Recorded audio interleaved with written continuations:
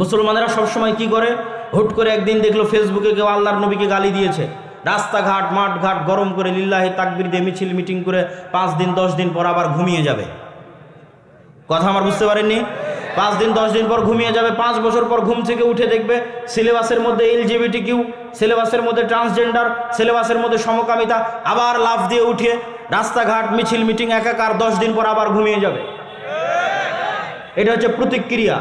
কিন্তু যেই সিলেবাসের মধ্যে LGBT ঢুকলো, এই সিলেবাস তো ভারতেরও নয়, রাশিয়ারও নয়, চীনেরও নয়, আমেরিকারও নয়, তো তোমার বাংলাদেশের সিলেবাস। তুমি ছিলা কোথায়? তুমি কোথায় ছিলা? তুমি শুধু ওরা ঘটাবে তখন তাকবীর দিবা, এই অপেক্ষায় ঘুমিয়ে আছো। কিন্তু তারা 100 বছরের দীর্ঘমেয়াদী পরিকল্পনা নিয়ে, 50 বছরের দীর্ঘমেয়াদী পরিকল্পনা নিয়ে কাজ করে যাচ্ছে। যখন একটা জিনিস বাইরে ভাইরাল হয়, তোমরা লাফ দিয়ে উঠে তাকবীর দাও, তখন ওরা বলে আচ্ছা ঠিক আছে এবারের মতো না, আরো 5 বছর 3 বছর অপেক্ষা করো, নতুন সিস্টেমে এদেরকে খাওয়াবো, এরা তো আবার ঘুমিয়ে যাবে। তখন আবার প্রকাশ হবে, আবার আপনি লাফ দিয়ে গিয়ে তাকবীর দিবেন, মিছিল মিটিং করবেন, আবার ঘুমিয়ে যাবে। এভাবে কখনো হয় না। তারা দীর্ঘমেয়াদী পরিকল্পনা নিয়ে কাজ করে। এই জন্য মুসলমানদেরকে শিক্ষা নিয়ে, দীর্ঘমেয়াদী পরিকল্পনা নিয়ে, চারিত্রিক উন্নয়ন নিয়ে, সততা, ন্যায় পরায়ণতা, আমানতদারিতা নিয়ে এবং শিক্ষা নিয়ে ইত্যাদি নিয়ে দীর্ঘমেয়াদী কাজ করতে হবে। সিস্টেম তৈরির পিছনে কাজ করতে হবে। ধরেন পাশের বাড়ির ছাগল যদি আপনার গাছ খেয়ে ফেলে, তাহলে প্রতিক্রিয়া হচ্ছে আপনি চিল্লাচিল্লি করবেন, গালাগালি করবেন। তারপরে ছাগল 5 দিন আসবে না, 5 দিন পর আবার ছাগল আসবে, আপনি আবার চিল্লাচিল্লি করবেন, গালাগালি করবেন। এটার নাম প্রতিক্রিয়া। আর অ্যাক্ট কি, কাজ কি, সিস্টেম কি, আপনি ওই গাছটা বেড়া দিয়ে ঘিরে দিবেন, তার পাশে আরও বড় প্রাচীর দিয়ে ঘিরে দিবেন, যেন ওই ছাগল আর কোনোদিন এই গাছের কাছে আসতেই না পারে। এটা হচ্ছে কাজ। ছোট ছোট বিষয় নিয়ে মারামারি করে মানুষের অন্তর ছোট হয়ে যায় গোলামির কারণে, মানুষের অন্তর নত হয়ে যায় গোলামির কারণে, মানুষের ব্যক্তি সম্মান নষ্ট হয় গোলামির কারণে, মানুষের ব্যক্তিত্ব, আত্মমর্যাদা, আত্মসম্মান নষ্ট হয় গোলামির কারণে। দলিল আমার কাছ থেকে দলিল হচ্ছে, এই জন্যই আল্লাহ সুবহানাহু ওয়া তাআলা মুসা আলাইহিস সালামকে বানু ইসরাইলদের সাথে বড় করেননি। মুসা আলাইহিস সালামকে আল্লাহ বড় করেছেন ফেরাউনের বাড়িতে। ফেরাউনের বাড়িতে মুসা আলাইহিস সালাম স্বাধীনভাবে আত্মমর্যাদা নিয়ে, আত্মসম্মান নিয়ে, ব্যক্তিত্ব নিয়ে রাজপুত্র হিসেবে ফেরাউনের বাড়িতে বড় হয়েছে। ফেরাউনের বাড়িতে বড় হওয়ার কারণেই মুসা আলাইহিস সালাম যখন বাড়ি থেকে বের হয়ে দেখছেন 25-30 বছর বয়স, যে একজন ফেরাউনের লোক একজন বানু ইসরাইলের লোকের উপর অত্যাচার করতেছে, তখন মুসা আলাইহিস সালাম এক থাপ্পড়ে ফেরাউনের লোককে মেরে ফেলে দিয়েছেন। এই থাপ্পড় দেওয়ার জাজবা কোনো গোলামের থাকতে পারে না। এই থাপ্পড় দেওয়ার জাজবা মুসা আলাইহিস সালামের মধ্যে এই জন্যই এসেছে যে উনি স্বাধীনভাবে ফেরাউনের বাড়িতে বড় হয়েছেন।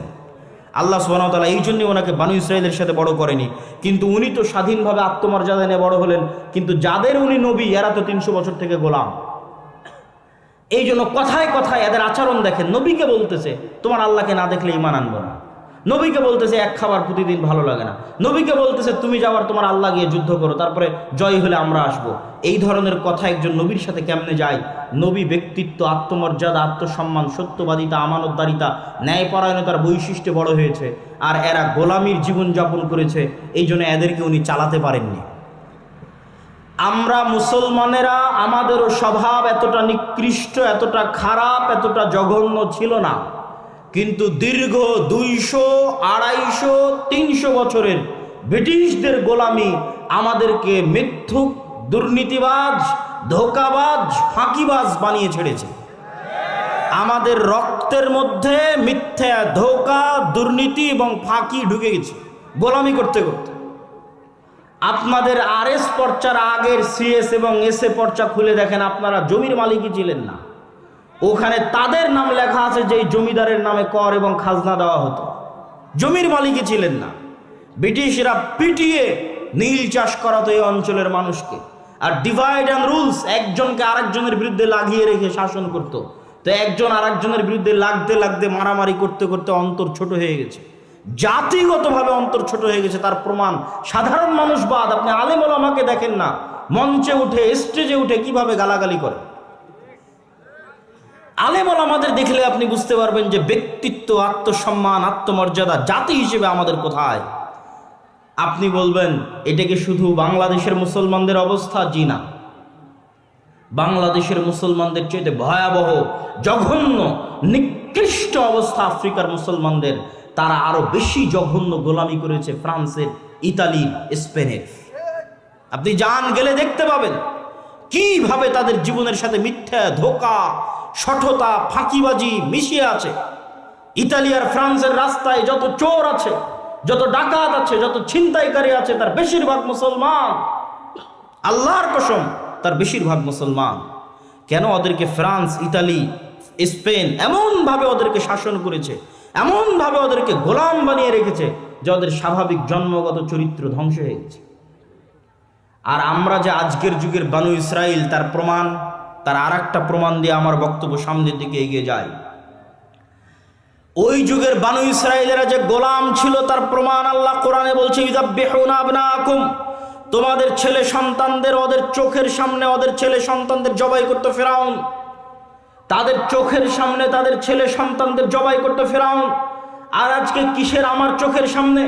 আজকে সারা বিশ্বের চোখের সামনে মুসলমানদের জবাই করতেছে আজকের যুগের ফেরাউনেরা ফিলিস্তিনে। সারা বিশ্বের চোখের সামনে। এই একটাই প্রমাণ করে যে আপনি গোলাম, আমি গোলাম, আমরা কৃতদাস, গোলামের জীবন যাপন করছি। আমরা হচ্ছে এই যুগের বানু ইসরাইল, আর ওরা হচ্ছে এই যুগের ফেরাউন। আর আমাদের স্বভাব চরিত্রের কারণে আমাদের ভাগ্য বানু ইসরাইলের ভাগ্যের সাথে মিশে গেছে। গোলামি আমাদের ভাগ্যে লেখা হয়ে গেছে। আমাদেরকে সততা, ন্যায়পরায়ণতা, আমানতদারিতায় ফিরে যেতে হবে। এই জন্য আল্লামা ইকবাল বলেছেন, সাবাক ফিরসে পড় সাদাকাত কা, আদালত কা, শুজাআত কা, লিয়া জায়েগা তুঝসে কাম, দুনিয়া কি ইমামত কা। এই মুসলমানেরা, এই মুসলিম জাতি, এই মুসলিম উম্মাহ, আমি তোমাদেরকে বলছি, তোমাদের মধ্যে সালাত আছে, সিয়াম আছে, হজ আছে, যাকাত আছে। তোমাদের মধ্যে নাই সত্যবাদিতা, তোমাদের মধ্যে নাই আমানতদারিতা, তোমাদের মধ্যে নাই ন্যায়পরায়ণতা। তোমরা নতুন করে সত্য বলা শিখো, তোমরা নতুন করে আমানতদারিতা শিখো, তোমরা নতুন করে ন্যায়পরায়ণতা শিখো। আল্লাহ পুনরায় তোমাদেরকে দুনিয়ার নেতৃত্ব দিয়ে দিবে।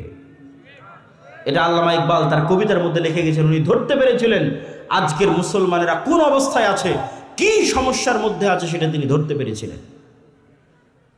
সম্মানিত উপস্থিতি, মুসলমানদের এই ভয়াবহ গোলামির চিত্র, ভয়াবহ দাসত্বের চিত্র আপনি যদি দূরবীন দিয়ে দেখতে চান, তাহলে একটি দৃশ্যই আপনার জন্য যথেষ্ট যে মুসলমানেরা কিরকম গোলামি, কিরকম দাসত্বের মধ্যে নিমজ্জিত আছে। একটি চিত্র বলে আমার বক্তব্য সামনের দিকে এগিয়ে নিয়ে যাই। সারা বিশ্ব থেকে, শুধু বাংলাদেশ নয়, Bangladesh, Pakistan, Malaysia, Syria, Libya, Yemen, মিশর, আফ্রিকা, সারা বিশ্ব থেকে মুসলমানেরা অবৈধ উপায়ে ইউরোপ এবং আমেরিকা যাওয়ার জন্য, ইউরোপের কান্ট্রিগুলোতে যাওয়ার জন্য লিবিয়ার নদী বন্দর, সমুদ্র বন্দরে জমা হয়। এরা রোহিঙ্গাদের মতো করে বাতাস দিয়ে ফুলানো নৌকায় চড়ে, যেই নৌকাতে 300-400 জন আরোহী উঠে। এই 300-400 জন আরোহী নিয়ে নৌকা হয় ডুবে যাবে, আর না হয় ইউরোপ তাদেরকে ভিক্ষা দিবে শরণার্থী হিসেবে, যে আসো আমার দেশে থাকো, গোলামি করো, শরণার্থী হিসেবে ভিক্ষা দিবে। এরা আবার ওই দেশে গিয়ে কি করবে? আপনি ইউরোপে যতজন মুসলমান আছে, আমেরিকায় যতজন মুসলমান আছে, তাদের আমি ছোট করছি না, কখনোই না, কিন্তু মুসলমানদের সামাজিক অবস্থান দেখাচ্ছি। তাদের জিজ্ঞেস করবেন যে ইউরোপ আমেরিকায় মুসলমানেরা কি করে, মুসলমানেরা কয়জন ডাক্তার, কয়জন বিশ্ববিদ্যালয়ের প্রফেসর, কয়জন বিজ্ঞান ইনস্টিটিউটের মালিক, কয়জন ব্যবসায়িক কোম্পানির মালিক? না বেশিরভাগ মুসলমান ট্যাক্সি ড্রাইভার, বেশিরভাগ মুসলমান রেস্টুরেন্টের ওয়েটার, না বেশিরভাগ মুসলমান কেয়ার হোমের জব করে, না বেশিরভাগ মুসলমান সুপার শপের দোকানদারি করে? খোঁজ নিয়ে দেখবেন।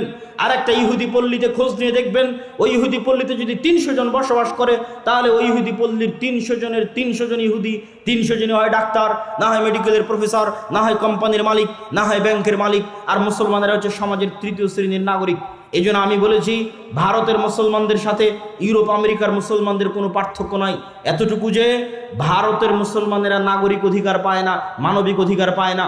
ইউরোপ আমেরিকার মুসলমানেরা নাগরিক আর মানবিক অধিকার পায়, ন্যূনতম হলেও পায়। কিন্তু পার্থক্য কি? ভারতের মুসলমানেরাও যেমন আপনি খুঁজে দেখবেন, না ডাক্তার, না ইঞ্জিনিয়ার, না মেডিকেলের প্রফেসর, সব হচ্ছে দুবাই, দিল্লি, কেরালা, মুম্বাই, এগুলোতে গিয়ে মিস্ত্রিগিরি করে, যোগালিগিরি করে, লেবারিগিরি করে। ওই একই লেভেলে মুসলমানরা ইউরোপ এবং আমেরিকায় কাজ করে। এটা হচ্ছে মুসলমানদের গোলামির চিহ্ন। মুসলমানদের শিক্ষাগত অধপতন, শিক্ষাগত অযোগ্যতা এবং চারিত্রিক অধপতন তাদের ভাগ্যে গোলামি লিখে দিয়েছে। তাদের ভাগ্যে গোলামি নিয়ে এসেছে শিক্ষাগত অধপতন এবং চারিত্রিক অধপতন। মুসলিম বিশ্বের যারা বড় বড় ধনী দেশ আছে, তারা তাদের যে কয় টাকা ইনকাম হয়, সে কয় টাকা পর্যটন আর বিনোদনের জন্য ব্যয় করে।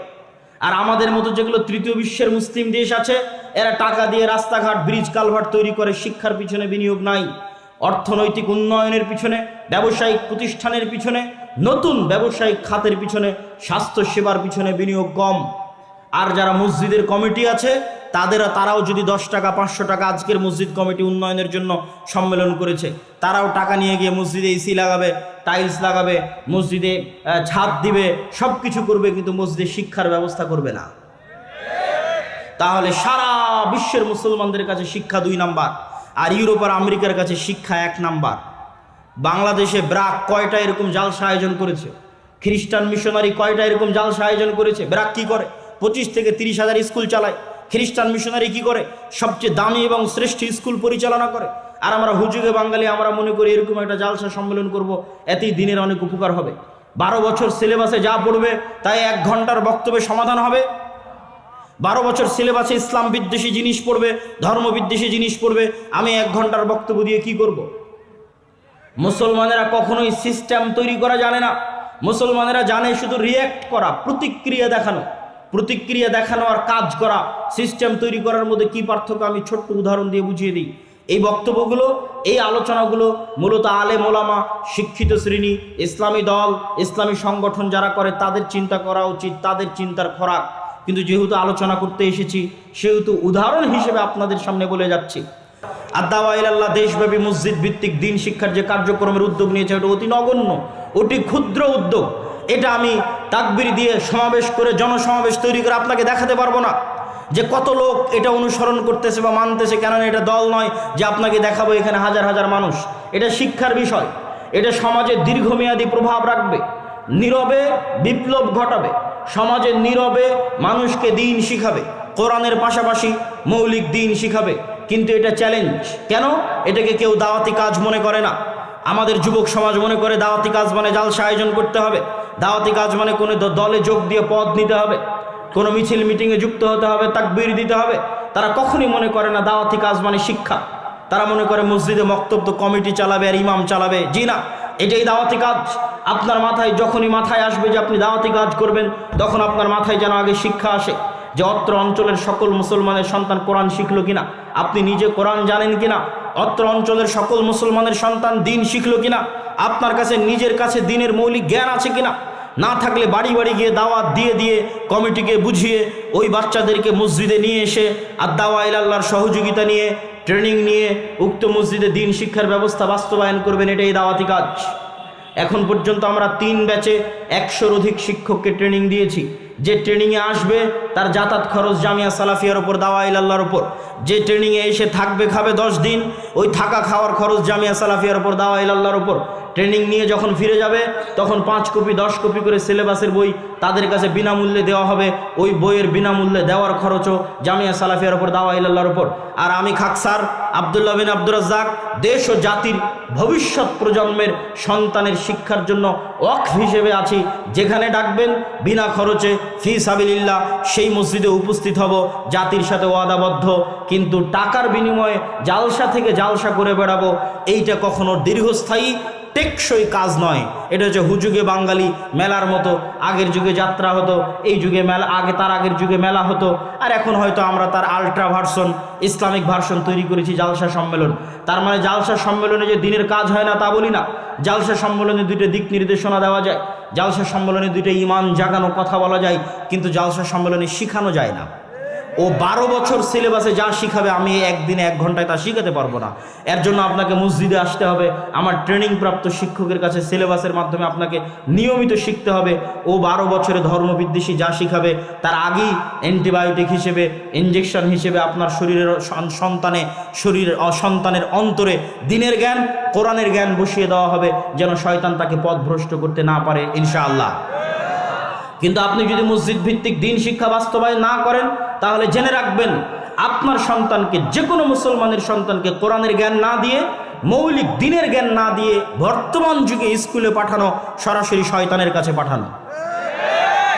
আর আমি যখনই শয়তানের কথা বলি, ইবলিসের কথা বলি, আল্লাহে আল্লাহর কসম, আল্লাহে আল্লাহর কসম, আল্লাহে আল্লাহর কসম, কাল্পনিক কোনো চরিত্রের কথা বলি না। যে ইবলিস পৃথিবীতে বাস করে, যে ইবলিস আদম আলাইহিসসালাতু ওয়াসসালামকে সিজদা করেনি, সরাসরি ওই ইবলিসের কথা বলি। আমি বক্তব্যে বলেছি শরীফ এবং শরীফার গল্প, ট্রান্সজেন্ডারের গল্প ইবলিস স্বয়ং নিজে লিখেছে। তো আমি যখন বলেছি ইবলিস নিজে লিখেছে, আল্লাহর কসম আমি এটা কাল্পনিক চরিত্র হিসেবে ব্যবহার করিনি। আমি সত্যি সত্যি ওই ইবলিস বুঝিয়েছি যে পৃথিবীতে বাস করে, ওই ইবলিস বুঝিয়েছি যে আদম আলাইহিসসালাতু ওয়াসসালামকে সিজদা করেনি সেই ইবলিস। এই ইবলিসের সবচেয়ে বড় এজেন্ডা হচ্ছে মানুষকে তার স্বাভাবিক মর্যাদা থেকে, স্বাভাবিক মান সম্মান থেকে নিচে নামিয়ে দেওয়া। তাহলে মানুষ যখন এই ধরনের জঘন্য নিকৃষ্ট পশু বৃত্তিতে লিপ্ত হয়ে যাবে, তখন ইবলিস খুশি হবে, ইবলিস শান্তি পাবে, ইবলিস আরাম পাবে। এই জন্য সারা পৃথিবীতে ইবলিস তার এই এজেন্ডা নিয়ে কাজ করতেছে। অতএব আপনি আপনার সন্তানকে দিন না শিখে স্কুলে পাঠালেন মানে ইবলিসের কাছে পাঠালেন। আর সেই দিন আরও ভয়াবহ হবে। কোন দিন ভয়াবহ হবে? আপনি জার্মানিতে খোঁজ নেন, ফ্রান্সে খোঁজ নেন, যে কোনো প্রবাসী ভাইয়ের কাছে, যে মুসলমানের সন্তান যদি স্কুলে যায় আর স্কুলে যদি তাকে সমকামিতা শেখানো হয়, আর বাবা যদি এই সমকামিতার প্রোটেস্ট করে, যেটা আমাদের দিনে হারাম, বা বাবা যদি সন্তানকে শাসন করার চেষ্টা করে, আর ওই সন্তান যদি স্কুলে গিয়ে শিক্ষককে বলে যে আমার স্কুলে যেটা শেখানো হচ্ছে বাবা তার বিরোধিতা করতেছে এবং আমাকে এটা করতে দিচ্ছে না বা মানতে দিচ্ছে না, সাথে সাথে গভর্নমেন্টের পক্ষ থেকে পুলিশের মাধ্যমে সন্তানকে বাপ মা থেকে আলাদা করে দেওয়া হবে, সন্তানকে সেফ হোমে রাখা হবে। মাসে একদিন, বছরে একদিন সন্তানকে আপনি দেখতে পাবেন, সন্তানকে আপনি শিক্ষা দিতে পারবেন না। সন্তান জন্ম দিয়েছেন আপনি, সন্তানের পিছনে খরচ করছেন আপনি, খাওয়াচ্ছেন আপনি, কিন্তু সন্তানকে শিক্ষা দিবে, মানুষ করবে স্বয়ং ইবলিস নিজে। সেই ভয়াবহ দিন এখনো আসেনি। ওই ভয়াবহ দিন আসার আগে এখনো যতদিন আপনাদের মসজিদগুলো আছে, এই মসজিদগুলোতে দিন শিক্ষার ব্যবস্থাকে শক্তিশালী করেন। মসজিদের চাইতে শক্তিশালী হতে হবে দিন শিক্ষার ব্যবস্থা। এমনও বহু মসজিদ গেছি আমাদের 157-58 মসজিদের সফরের মধ্যে, যেই মসজিদগুলোতে এসি আছে, টাইলস আছে, সব কিছু আছে, কিন্তু দিন শিক্ষা, কোরআন শিক্ষার ব্যবস্থা নাই। আবার জিজ্ঞেস করলে কমিটি বলে যে অর্থনৈতিক সমস্যা।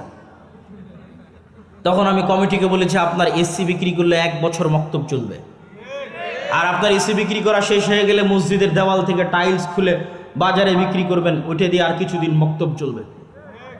টাইলস খুলে বিক্রি করা হয়ে গেলে যে ফ্যানগুলো লাগিয়ে রেখেছেন, এই ফ্যানগুলো খুলে বাজারে বিক্রি করবেন, আর কিছুদিন মক্তব চলবে। তারপরে যে মাইক আর ব্যাটারিটা আছে ওটাও খুলে বাজারে বিক্রি করে দিবেন, আর কিছুদিন মক্তব চলবে। তবুও আপনি মসজিদে যা লাগিয়েছেন তার চাইতে শিক্ষা বেশি জরুরি। বিশ্বাস না হলে খ্রিস্টানদেরকে দেখেন, ইউরোপিয়ান এবং আমেরিকানদেরকে দেখেন, তারা আপনার মসজিদের দায়িত্ব নিলে 10 টাকা থাকলে 5 টাকা আগে শিক্ষায় ব্যয় করবে। এরা শিক্ষা জিনিসটা জানে, সিলেবাসের মূল্য জানে।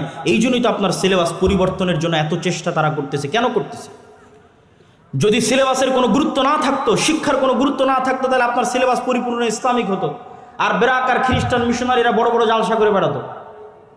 বুঝেননি মনে হয় যে আপনি বিশাল ইসলামিক সিলেবাস নিয়ে দেশ চালাবেন, আর বেরাক আর খ্রিস্টান মিশনারিরা বড় বড় জালসা করবে, তাহলে তাই হতো না?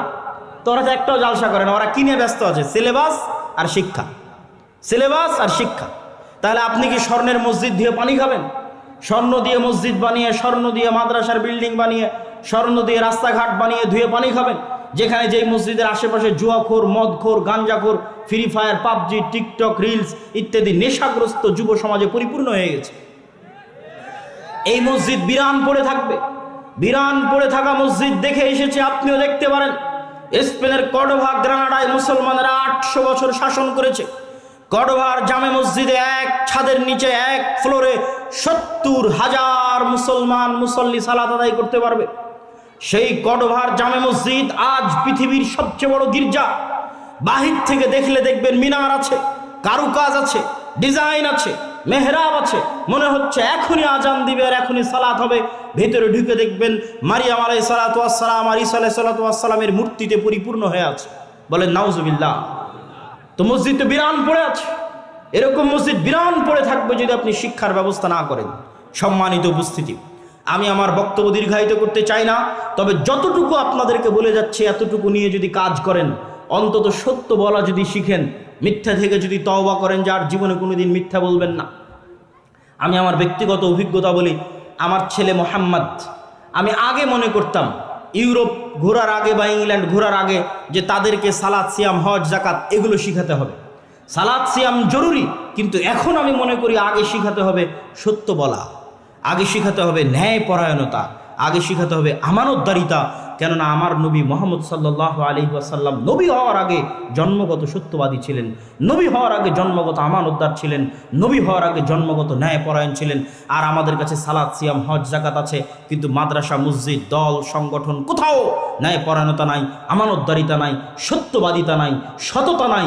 এই জন্য এই সালাত, এই সিয়াম, এই হজ, এই যাকাত কাজে আসবে না, আসবে না, আসবে না। আমাদের কাছে এই মাইক আছে, শত শত ক্যামেরা আছে। তাওয়াইবুল হক, আপনি সেই মোহাম্মদ যিনি অসহায়, দুস্থ, দরিদ্র মানুষের, বিপদগ্রস্ত মানুষের পাশে দাঁড়ান। আপনি সেই নবী, সেই মানুষ, সেই মোহাম্মদ যিনি তাহমিলুল কাল, মানুষের যদি বোঝা ভারী হয়, ঋণের বোঝা ভারী হয়, যাত্রাপথে মানুষের বোঝা ভারী হয়, তাহলে সেটা আপনি উঠিয়ে দেন। এই বৈশিষ্ট্যগুলো যখন আমার নবীর মধ্যে আছে, তখনও সালাত আসেনি, সিয়াম আসেনি, হজ আসেনি, যাকাত আসেনি। এই বৈশিষ্ট্যের কারণে, এই ব্যক্তিত্বের কারণে, এই আমানতদারিতার কারণে, এই সততার কারণে, এই ন্যায়পরায়ণতার কারণে আল্লাহর নবী এবং তার সাহাবীরা যেখানে গেছে, এই ন্যায়পরায়ণতা দেখে, সততা দেখে, আমানতদারিতা দেখে, চারিত্রিক উন্নতি দেখে মানুষ দলে দলে ইসলাম গ্রহণ করেছে। আর আমাদের কাছে সবই আছে, কিন্তু মুহাম্মদ সাল্লাল্লাহু আলাইহি ওয়াসাল্লামের ওই চরিত্র নাই, ওই সততা নাই, ওই আমানতদারিতা নাই, ওই ন্যায়পরায়ণতা নাই, আর ওই শিক্ষার ব্যবস্থা নাই। যেই শিক্ষার ব্যবস্থা আমরা হারিয়ে ফেলেছি, যেই শিক্ষা আমাদের কাছে গুরুত্বহীন হয়ে গেছে, সারা বিশ্বের মুসলমানের কাছে গুরুত্বহীন হয়ে গেছে। অতএব আমি আপনাদের কাছে উদাত্ত আহ্বান জানাবো, আমার বক্তব্য শেষ করার আগে দুইটা দাওয়াত আপনারা নিয়ে যাবেন। এক, আল জামিয়া সালাফিয়া রূপগঞ্জ, নারায়ণগঞ্জ 50 থেকে 60 বিঘা জমির উপর এখন অবস্থান করছে। ভবিষ্যৎ পরিকল্পনা 100 বিঘা জমির উপর একটি আন্তর্জাতিক মানের ইসলামী বিশ্ববিদ্যালয় সহ আরও বহু মেগা প্রকল্প এখানে বাস্তবায়ন হবে, যদি আল্লাহ সুবহানাহু ওয়া তাআলা কবুল করে। বলেন আল্লাহুম্মা আমিন। সেখানে 7 ও 8ই মার্চ দেশ এবং বিদেশ, সৌদি আরব, ভারত এবং বাংলাদেশ 3 দেশের আলেম ওলামা উপস্থিত থাকবে। উক্ত অনুষ্ঠানে আপনাদের স্বতঃস্ফূর্ত অংশগ্রহণের আহ্বান জানাচ্ছি। বলেন ইনশাআল্লাহ। পাশাপাশি আদ-দাওয়া ইলাল্লাহর অধীনে মক্তব পরিচালনা করা, এটা উন্মুক্ত, সবার জন্য উন্মুক্ত। আমাদের এখনও 1000 আবেদন আছে। যেখান থেকে আবেদন হচ্ছে, হতাশার কিছু নাই। যদি 160টা মসজিদে যেতে পারি, তাহলে বাকি 1000 মসজিদেও যেতে পারবো ইনশাআল্লাহ।